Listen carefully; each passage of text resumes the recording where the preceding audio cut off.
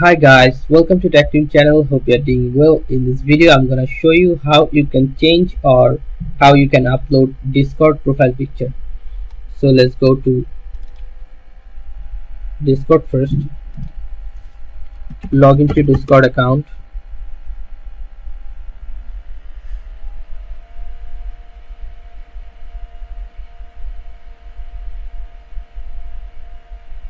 So after logging to your Discord account, go to this one, your profile.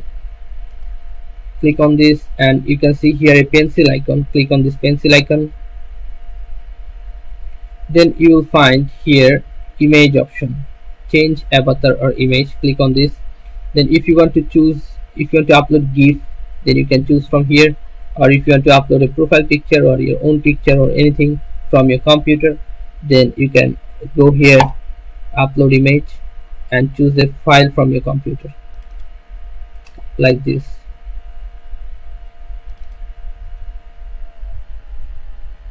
Alright, you can see pictures, upload, then adjust with the frame,